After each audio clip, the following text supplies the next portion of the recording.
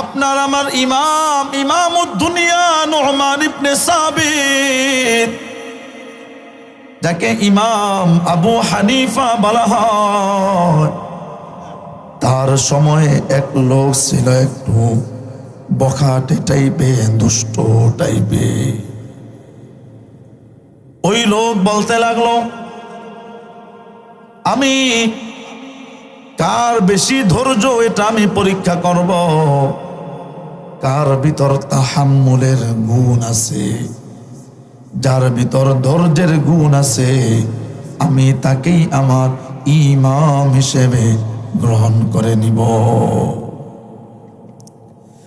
দুষ্ট লোকটা প্রথমে চলে গেল সুফিয়ান সাউরি রহমাতুল্লাহ আলাইহির কাছে। সুফিয়ান সাউরির সাথে দুর্ব্যবহার করার পর সাথে সাথে তিনি একটু গরম মেজাজ নিয়ে একটা আঘাত করতে চাইলেন। দুষ্ট লোকটা সাথে সাথে দৌড় দিয়া সুফিয়ান সাউরির থেকে পালায় চলে গেছে। দৌড়ে চলে গেল ইমাম আবু হানিফার ঘরে। আমি আপনি তো রাতের বেলা ঘুমাই, কিন্তু নুমান ইবনে সাবিত ইমাম আবু হানিফা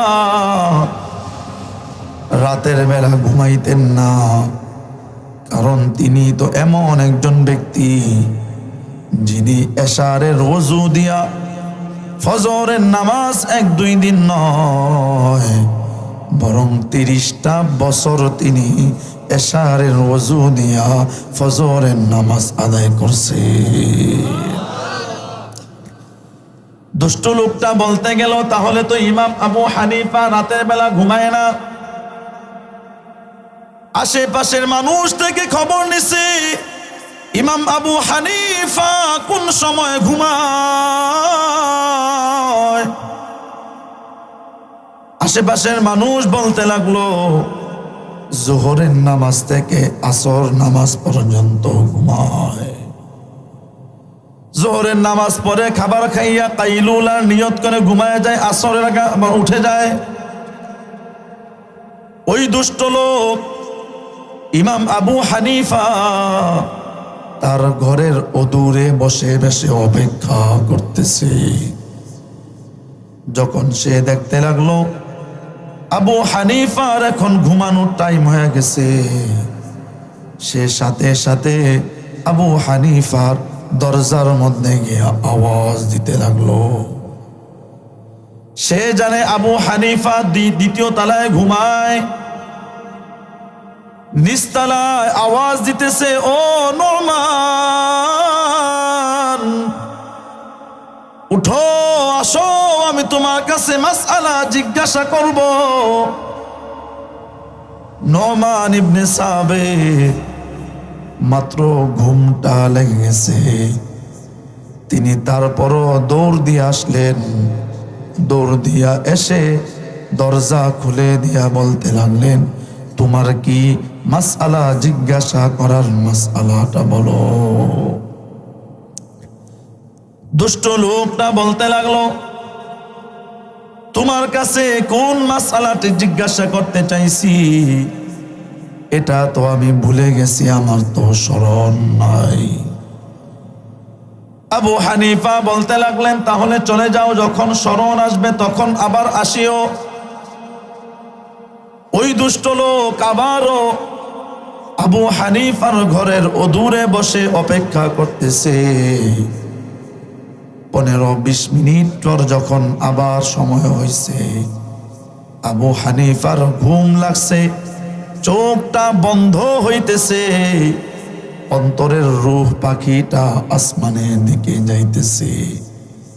এমন সময় আবারও নিচের দরজার মধ্যে সে আওয়াজ করতে লাগলো আর বলতে লাগলো, নুমান, আসো, মাসআলা মনে পড়ছে।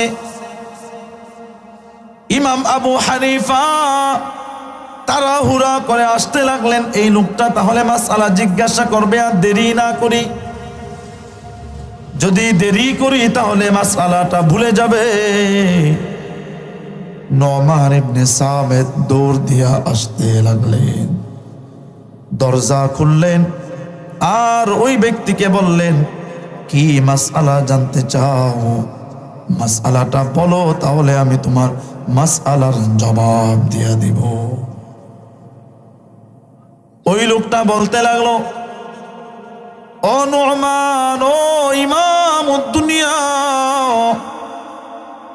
তুমি যেভাবে দৌড়াইয়া তাড়াতাড়ি আসছো, তোমার তাড়াতাড়ি হাঁটাহাঁটি দেখে আমি ভয়ে আমার মাসআলা ভুলে গেছি। কি বলেন? এরকম যদি ঘুম লাগছে আর কোনো বেড়াই এরকম ডিস্টার্ব করে, কেমন মজাটা লাগবো? বুঝতেছেন নি? ধৈর্যের বয়ান করতেছি। ইমাম আবু হানিফা বললেন, তাহলে যাও, আবার যখন মনে পড়বে তখন আবার আসিও। আবারও 15-20 মিনিট পর যখন তার ঘুম ধরছে, আবারও ঘরের মধ্যে এসে আওয়াজ দিতে লাগলো আর বলতে লাগলো, ও ইমাম, তাড়াতাড়ি আসো, আমার মনে পড়ছে, দ্রুত চলে আসো। ইমাম আবু হানিফা আবারও তাড়াতাড়ি আসলেন, ঘরের মধ্যে দরজা খুলে দিয়া বলতে লাগলেন, ভাই, কি তোমার সওয়াল, কি তোমার মাসআলা বলো, এখন কি তোমার মাসআলাটা মনে পড়ছে নাকি? ওই ব্যক্তি বলতে লাগলো, হ্যাঁ, মাসআলাটা মনে পড়ছে। মাসআলাটা হলো, মানুষ যে টয়লেট করে, এই টয়লেটটা মিষ্টি নাকি তিতা, টক নাকি ঝাল? মাসআলা বুঝছেন নি? বুঝেন নাই মনে হয়। দেখছেন কে কে বুঝেন নাই? ওই যে একজন আমরা মাশাআল্লাহ, ওই আরেকটা উড়াইছে, বুঝতে পারে নাই। আইসা বিপ্লবী গজল হতো, বুঝেন নাই? বসো, হবে ইনশাল্লাহ। লোকটা বলতে লাগলো, মানুষ যে টয়লেট করে, এই টয়লেট মিষ্টি নাকি তিতা, টক নাকি ঝাল, এই মাসআলাটা জানতে আইছি। কি বলেন? এটা যদি কেউ আমগরে জিগায়, ওরে জাগা থেকে বুঝতেলাম না, 3বার এসে ঘুম নষ্ট করছে, আর পায়খানা টক না তিতা এগুলো জিগায়, আগুনে না? ইমাম আবু হানিফা বলতে লাগলেন, মানুষের টয়লেট যখন ভিজা থাকে, কাঁচা থাকে, তখন মিষ্টি, আর যখন শুকায় যায় তখন হইল টক। বুঝতে পারলে? এটা কইছে। এখন ওই ব্যক্তি বলতে লাগলো, এই যে আপনি বললেন ভিজা থাকলে মিষ্টি হয় আর শুকায় গেলে টক হয়, এই মাসআলার জবাব দেন। আরো রাগ উঠছেনি? কিন্তু দেখেন, ইমাম আবু হানিফা রাগ করেন নাই। ওই ব্যক্তি বলতে লাগলো, ও ইমাম, ও নুমান ইবনে সাবিত,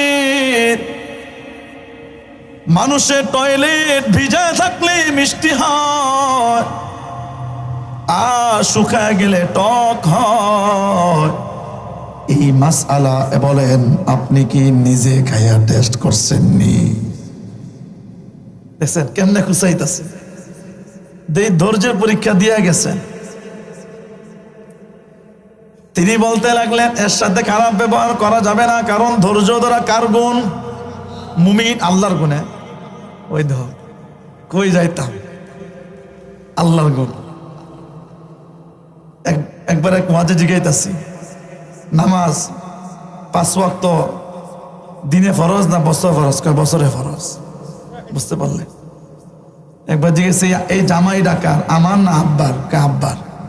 তো বয়ান কি হুশে হইব না জুসে? হুশে হুশে। বুঝতে পারলেন? এই কথাটা বলার পর আবু হানিফা ভাবতে লাগলেন, আমি যদি তার সাথে খারাপ ব্যবহার করি তাহলে সে আমার সাথে দুষ্টামি করে মজা পাইল, হেদায়েতের পথে আসতে পারবে না। আবু হানিফা বলতে লাগলেন, মানুষ যখন টয়লেট করে কাঁচা থাকে, ওই সময় টয়লেটের উপর মাছি বসে, আর মাছির গুণ হলো মিষ্টি জিনিসের উপর বসে, মাছি কোনোদিন খারাপ জিনিসের উপর বসে না। অতএব মানুষের টয়লেট যখন কাঁচা থাকে তখন মিষ্টি হয়, 2 নাম্বার যখন শুকিয়ে যায় তখন টক হয়, কারণ গন্ধ আসে। ওই দুষ্ট ওই যুবক বলতে লাগলো, ও ইমাম আবু হানিফা, বুঝি নাই বুঝতে পারি নাই, তোমাকে চাইছিলাম আমি ঠাট্টা করতে, মস্করা করতে, কিন্তু তোমার কাছে এসে আমার হেদায়েতের নূর আমি পেয়ে গেছি। ও ইমাম, আমি একজন মুসলিম, আমি একজন হিন্দু, তোমার আখলাক, তোমার ক্যারেক্টার, তোমার চরিত্র আমার দিলটা নরম বানায় দিছে। আমি আর বেঈমান থাকতে চাই না, আমি আর অমুসলিম থাকতে চাই না, কালিমা পড়াও, মুসলমান বানাও।